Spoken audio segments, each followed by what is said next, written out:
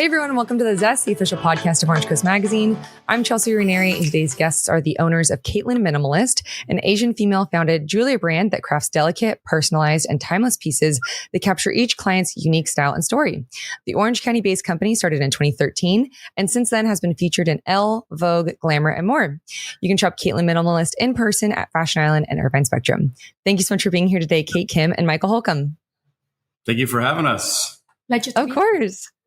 So I was actually first introduced to you guys' brand when you opened the Fashion Island location. And first of all, I love all of your jewelry. There was like so many times where I was walking through the store and I was like, oh my God, I've seen girls wearing this style and I haven't been able to find it anywhere. So loved that. And I tell anyone who will listen about your vintage designer watches that you have there. They're like reasonably priced. I'm wearing one right now. I was obsessed. Nice. So yes, very much a huge fan of you guys. Well, we appreciate it.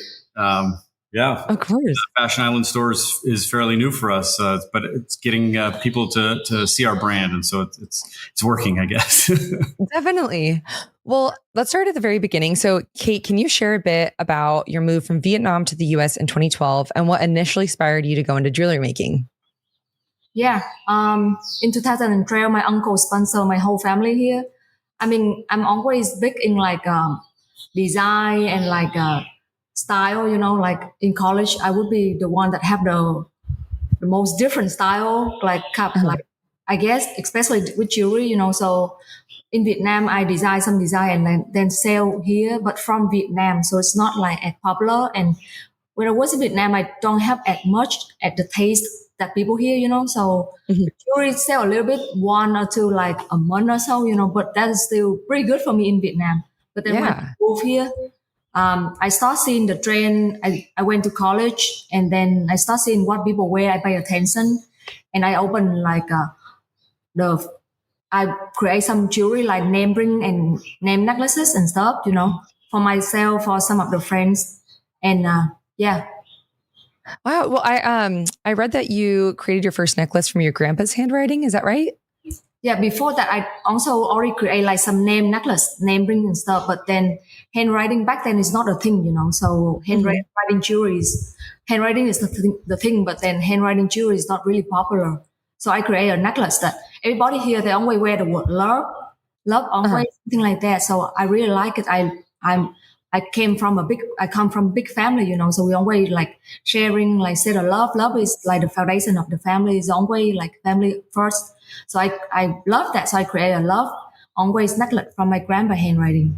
And everybody loves this, you know, so they wear the love, but it's not contemporary handwriting. So this is so sentimental and brings so much emotion. So everybody connect and start requesting me to create for them like something similar. And then so I think I went on with the online first, do some research, and then there one designer that create handwriting jewelry, but it's really expensive. It's like $300, you know. So come from jewelry background and from Vietnam, you know, we have really skillful like handcraft, like jeweler that can create for like a fraction of the cost. So I was able to create some for them with like a really good pricing. So from there, I start open the silver handwriting shop. Yeah. And so that was on Etsy. So at what point did you start, did you rebrand to Caitlyn Minimalist? What was the choice behind that? I think one of the good thing about me is I'm always listening, like practice listening, like, you know, to my customers. So when I start having silver handwriting, because handwriting is I get so much demand. But, you know, sometimes customer would come to me and ask, can you create this jewelry for me? Can you create this jewelry? Can you create a birthstone jewelry for me? Because I have a small workshop, so I can create anything custom for them. And I love my customer. And it's sort of unique, like relationship with customer. Back then, you know, I don't have like a lot of customer like right now. I cannot like talk to every one of them. But back then, I talked to every single one. Everybody would share the story. Okay, can you put a birthstone on my handwriting jewelry? Okay, can I create? At first, I only make necklace, and then customers say, "Can you put that on a ring?" So I start put it on ring, on bracelets, like on everything, you know. So it just, and then some more like inquiry on the personalized jewelry. Beside the personalized jewelry, coming to like minimalist, and I'm like, oh, it's kind of like cohesive with my style too, you know. I'm always like a minimalist person, like less is more. So yeah, I rebranded to like Caitlyn Minimalist. I love that. Well, at what point did you guys first meet? We actually met while she was living in Vietnam.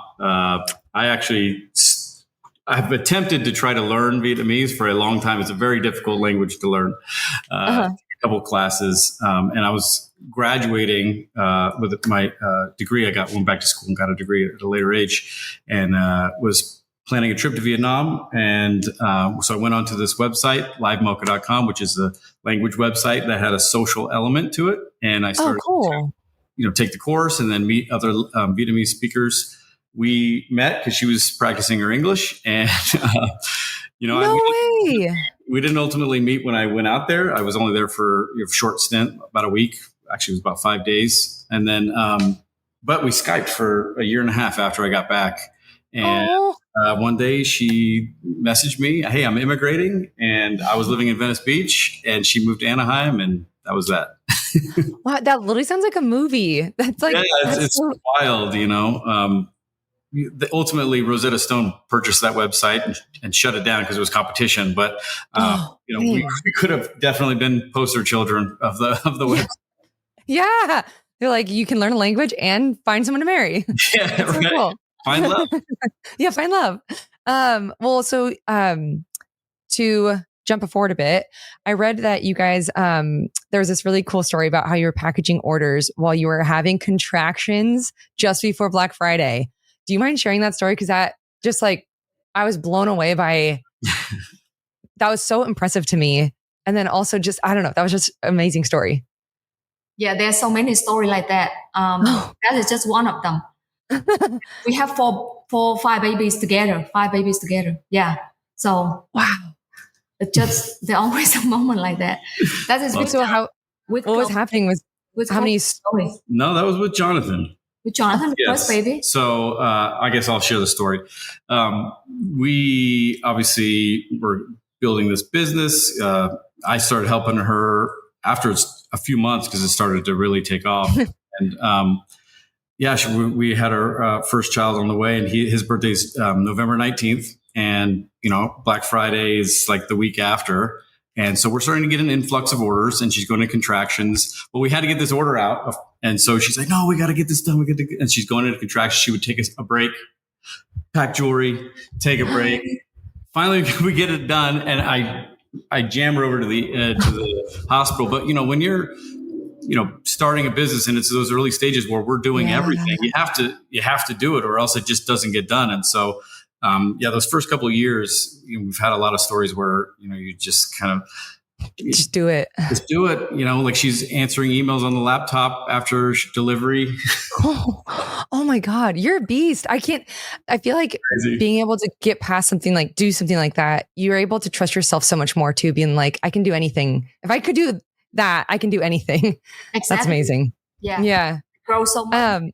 My inner strength grows so much over the year because how I just have to keep pushing the limits. Yeah. Oh my gosh. So Michael, can you speak fluent Vietnamese now? Really, very little. He can understand when we talk. That's a big leap though, being able to understand at least, right? Yeah. I know when they're talking about me. Really, that's why I want to keep, learning. It's only when they're talking about me. Yeah. I love that. I took Spanish from high school and all through high school and college. I don't remember very much of it, but it's hard. If you don't use it, you lose it. So. Yeah, right. Well, Michael, you eventually left your job to work full time on Caitlyn Minimalist. So what was that leap like, and how has both of your roles changed over time? Yeah, I was working in television. like I said, I went back to school at a later age. I got a degree in TV. I was doing teleprompting for various TV shows, and also bartending on the side, trying to piece together paychecks here and there. And so, obviously she's very smart and focused, and she treated it like a business from the get-go. And so she started to get some early traction. I ultimately left my job because, we wanted to build this business. And so it was pretty easy transition. I was able to be at home and also help with, our new son. But, over the years, it's also like a balancing act, being together as, in a marriage and then also a work relationship. So, we kind of, we're like yin and yang. I do things that, she might not have a strong suit in. And then she also has many more things that she has a strong suit in than me. So yeah. Out. Oh, I love that. Well, how did you guys come to make the decision to hire your first employee, and how has your team grown since? I feel like that'd be so hard to find the first one. Yeah. It's just because it got to a point where we couldn't do everything ourselves. Like we had shared the story about our son being born. Having team members to assist when we have moments like that is beneficial. So it got to the point where, we didn't have the bandwidth to answer all the emails in time and also put together the orders and so we reached out and, it's a learning process for us too, all these different steps along the 10 years that we've been in business, put out a listing and started interviewing people at a coffee shop and they started working with us in our home in Anaheim. And wow. It got to a point where we had 5 people come into our house every morning. We're like, we should probably get an office.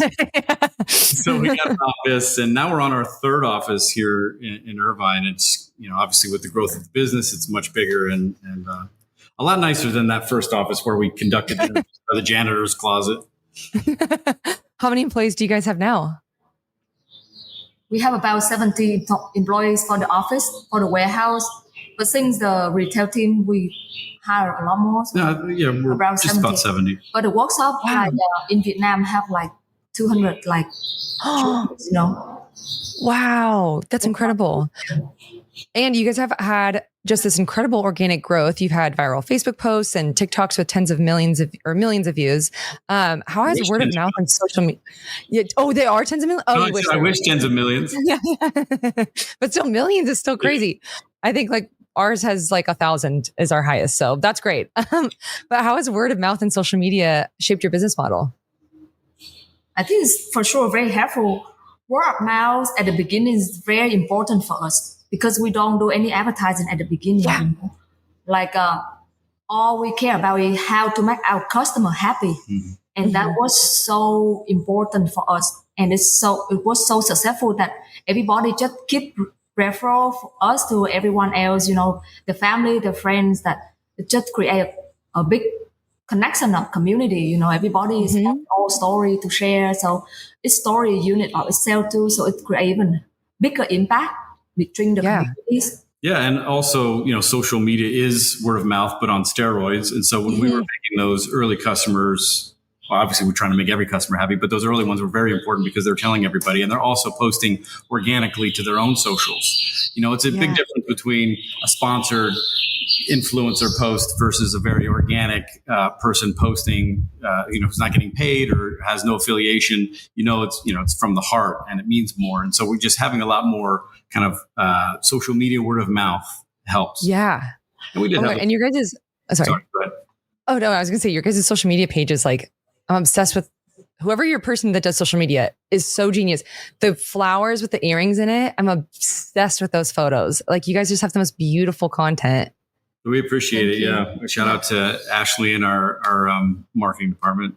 Oh, amazing. Yeah. Yeah. Ashley, you're talented. Well, you've built such a strong connection with your community and you're also known for taking thoughtful care of your customers, as you mentioned before, Kate. But how do you guys maintain that level of personal attention and handcrafted feel as the business continues to grow? I think it's not as easy when we just have the one-on-one relationship with customer, but we always try to tell our team to practice listening to our customer. Yeah, empathetic listening.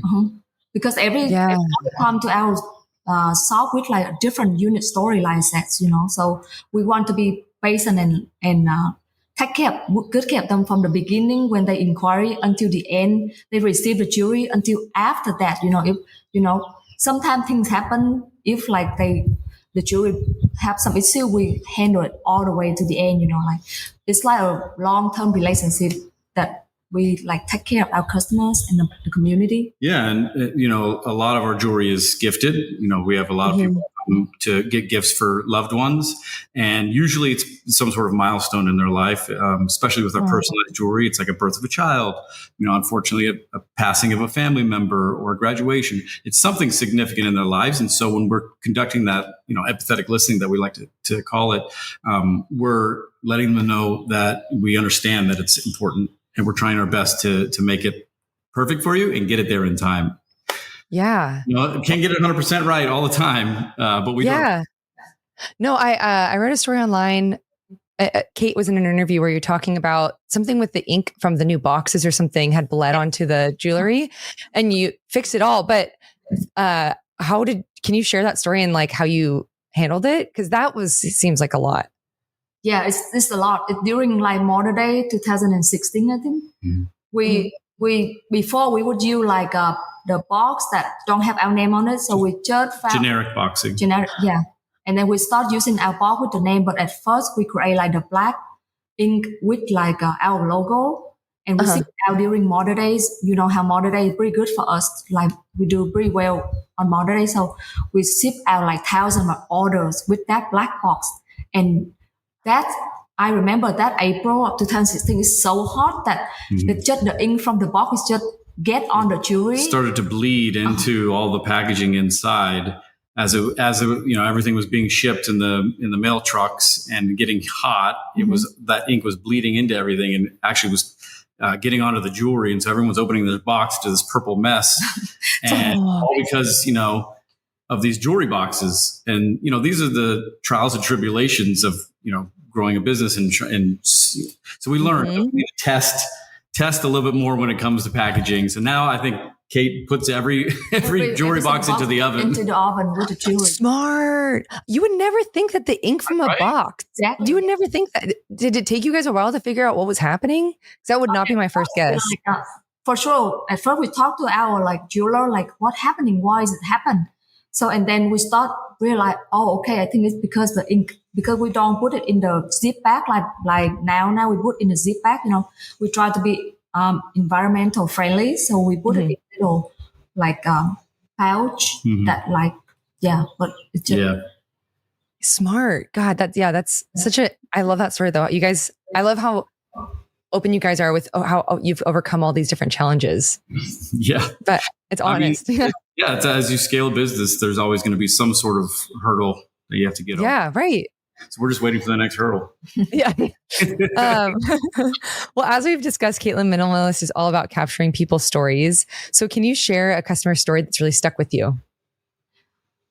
So in our Slack channel with the team, we have the Share the Love channel that whenever, so before it's just me, so I know all the story, but now, the team handle all the story in answering customer emails. So, but we still want to listen to our customers. So everybody, whenever they come through the love story, something from customer, we would share on the Share the Love.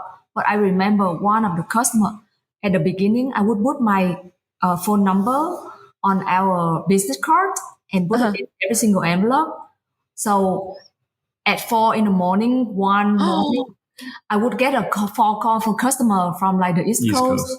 Would say like, thank you so much for like my jewelry. My daughter loved it. And like, it's really cool. And we appreciate hearing feedback. Sometimes it's a little bit much. Yeah. Oh, that's what I said. They take the time to call you though and tell you how much they loved it. But 4 in 6 all the time, like they call. But that was very funny because they in the East Coast. I mean, like California, so 4 a.m, I'm waking up. Like, is there something wrong with your order? I couldn't even hear her well, because I moved here, my English is not as good. So it's like so funny. Yeah, I also love. I just saw on your Instagram the graduation rings. I think it's like is it the school like seal or something like that? Yeah, that you put on the rings, but so cool. I wish I had something like that when I graduated. But you've also partnered with 1% for the Planet and you offer paid volunteer time for your staff. So how did social responsibility become such a core part of your company culture? I think we always care, like not only for customer, but only for like sustainable aspect of business, because doing business for 10 years is like the amount of envelope and packagings and like e-commerce all that. specifically, you see a lot of waste with just shipping and packaging. So we really pay attention on that. We not only try to use recycle silver for some of the jewelry and also like eco-friendly like packaging. We partner with like eco-enclosed for our packagings, and then we just realized that we might not do as good as a partner that would do well, like contribute that specializes in it. Specialize in it. We do research. For a long time we already contribute for some of like environmental partners and other. But then when I start seeing 1% for planet really like take off, they do it for a long time, but I really see their logo in every single like packaging on the brand that I would love. So I would pay attention like, okay, let's just do some research. And when I have Mike do like intense research on them and see how like they have a really impactful on the platforms and so on, they do really well. So, and it's also good branded on them. 1% for planet is just so 1% of gross revenues goes to help fighting climate change. That's what the whole foundation. And like she was saying, we're really good at making people happy with jewelry. We might not be the best at fighting climate because it's not something that we focus on every day. They work with organizations that do that. So it's best to partner with them so that they can, we can focus on what we're doing and we still can be impactful. Yeah. I love, and you with the packaging and everything, like it sounds like you guys are still doing, your part as well. So that's amazing. We're trying our best, Yeah. Well, as I mentioned, you've expanded into physical retail locations in Newport Beach and Irvine. What motivated that move from digital to brick and mortar, and what can customers experience in person that they can't online? I think we're doing pretty well with like online 10 years of online business. Going to brick and mortar is just the matter of time, it's just go with the flow. Yeah. Like, we have children, we're busy, we have busy life. Online is always a little bit easier for us, but then now like we have to go where our customer go, and that means that we have to have our retail so customer can come and say hi and get to know the brand in person, get to touch and feel the jewelry, because sometimes online you look at the photo, it can be a hit and miss, you might like that design, you might not, but when it comes to the store, you get to touch and feel and really understand the brand. And I think we did a pretty good job, like transform the brand from like the online presence to like the retail presence. Yeah, I think it's just a matter of just slow growth. We started just as an Etsy brand. We put our full focus there, became the number one seller on the platform, decided that we wanted to be a little bit more in control of our brand. So, started CaitlynMinimalist.com with the goal to, be the main focus, excuse me. And we've achieved that. And I think now the goal is to, become a little bit more aware with everybody. And one way to do that is to actually be in people's faces when they're actually shopping physically at the mall. So, it was just kind of a matter of being where our customers are, but a matter of us getting there as a brand as far as. Yeah. I love the trays that you give the customers to walk around with and put the jewelry in. It felt so like luxurious. It was really nice. It was really nice. And everything in the store is gorgeous. And the ropes that you guys have, is that from the Laguna Beach designer? Yes. Yeah, actually it is. Yeah. We featured him. He's amazing. Oh, okay. He's amazing. So I'll speak up for Kate because she won't hype herself up as much as I will, but she's amazing at making things look pretty and always being thoughtful about every part of the shopping experience. So she'll think about things that I'm like, oh wow, I didn't even think about that. That's genius. But the way that she's been able to just elevate the brand, but also keep everything like affordable. So you feel like you're walking into a store that's almost luxury, but you're still you're very, very affordable prices. Yeah, I literally was expecting for the prices to be much higher when I walked in, and then I was like, "Oh my gosh, this is amazing!" And I've told the word of mouth. It's just something about your store inspires you to tell your friends, because I've told all of my friends like this is so great for gift giving too, because you can get more pieces than if you went to a more expensive spot. And how did you guys come up with the vintage designer watches? Because they're they're priced reasonably. I was freaking out because they're all gorgeous. And I like, that's just such a unique thing to have. Yeah, for sure. It's just one of my hobby, No way. I always go to like all the vintage store and look for props and like design for the store, like all the vase or like, always love that. So, yeah, it's kind of like been her little hobby on the side was chasing down these vintage watches. No. And then it kind of just turned into, well, people like these. We might as well feature these. We have the first drop that I handpick everything from like all the vintage like stores all over. Like I would go to this watch store, like one or two, and then I can collect them into like a 20 like watches to drop. Our first drop is so amazing. Everybody love it, and they like do more. So I would like try to think of a way like how can I find more of these, so cannot just me go in all of these shops and like find them. So I would go online, research. I'm pretty good at doing research, like treasure hunting. So do research. Yeah. All of these come from like Japan. So we would took a trip to Japan and hunt down these supplier. And then we found like, okay, we hit the jackpot. We find a good supplier that do a really good job with a really good pricing. As a Vietnamese, I'm really good at bargain and know like how much things actually cost. So I'm like it down up until the end. Okay, who is the source to like, distribute all of this. And then finally we figured out and then we were able to offer. So smart. I've learned a lot about bargaining by being with my wife. I love a bargain. And you see the price on the shelf and that's the price you pay. But, you grew up in like Vietnam.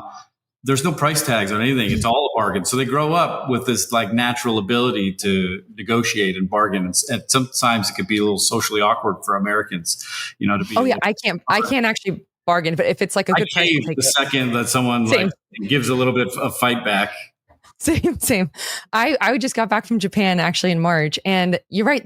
I got like a Prada bag for $200, which is a crazy price. And then we found all this designer stuff, and I was like, how is it so much more affordable here than in America? So I totally understand why Japan has very, very strict like authenticity. IP laws. So like if you bought that Prada bag somewhere else in Asia, there you might think, oh, well, maybe it's not real, but Japan's very strict with that. Yeah. No, so many people I tell that to, and they go, oh, well, is it real? And I'm like, yeah, look inside. It's freaking real. So that makes me feel even better than that. I'm going to use that tidbit now from now on. Yeah. Well, is there anything else that you guys would like to shout out for listeners to keep an eye out for in the coming year? I think there are a lot of exciting news coming. Yeah, I'll add it because I've been kind of leading the charge here when it comes to our retail growth. But we have a couple of long-term leases being negotiated and finalized right now. I don't know if I'm allowed to say it, but I'll just say it. Whatever. Shops at Mission Viejo. No way. Lease being finalized there. And then we've got two more being finalized in the greater LA area. And then a couple, with some LOIs out there. So, we're trying to kind of expand our presence in California here to start here in the next year. Wow. Well, congratulations. That's so exciting. Thank you. And then you guys are also being featured in our July issue. So everyone keep an eye out for that. We are coming to the end of our time, but before I let you guys go, I have 3 final questions for you that we call the Thoughtful 3. So first, how do you measure success now versus how you did when you were first starting out? This is a really good question. I think success comes in stages in your life. When I first start my first Etsy shop, I would hope, okay, 1 sale a day is good enough, and that's considered success for me. And then when I hit the number 1 Etsy seller, that's considered success. But now that sitting here, I think success is just being happy with what you do and feel like the fulfillment when you do the things that you love, Sometimes people always say, okay, love what you do. But for me, I say, do people always say like do what you love, but for me it love what you do, at the beginning I always love what I doing, doesn't matter what I have to do, like answer customer, listing, photography, I love every single bit of it, and it just blossomed into something so beautiful because everything comes from love, so success for me is really like fulfill like the love that you do it every day. Oh, I love that. Sure. And then what moments in your guys' career have had the most significant impact on who you are today? That's a difficult one to it hasn't really been one moment. It's been, we've been in business for 10 years and we've been by each other's side the whole way. And so, like that story we shared with the boxes and the birth of our first child, there's been many ups and downs. And so it's really, really difficult to single one out, but the overall journey, though, to do this with someone that you love, it makes it better. It's not easy, but it's worth it. It's not always easy. Yeah, awake. Our baby's awake. Oh, sorry. It's not always easy. yeah, right. Today, and we had to put the baby to sleep to do this interview. Yeah, I so appreciate you guys doing that. Well, one last question. What is one thing that you wish you would have known when you were first starting out? Don't have to do it all by myself. Michael has been a really big help in my career, but sometimes I'm sort of a perfectionist and detail oriented. I just want to do everything by myself. Like I said, I do every single jewelry, listing, photo, everything SEO is everything on me, and I scare of giving away. But now, look back, that is sort of step back. You really have to the system. Trust the system that you set up. Trust the people around you. Trust the people around you. Work as a team. Teamwork, make dream work. Cannot do it without a team. So that's really good advice. Thankful for our team, and thankful for my husband, my family who have been support me along the way. For sure. Oh, amazing. Well, thank you so much for sharing your guys' story. This has been so fun getting to talk with you, and I absolutely love your love story. So I appreciate you guys doing this. Well, we appreciate you featuring us and having us here on the podcast. Thank you. Of course.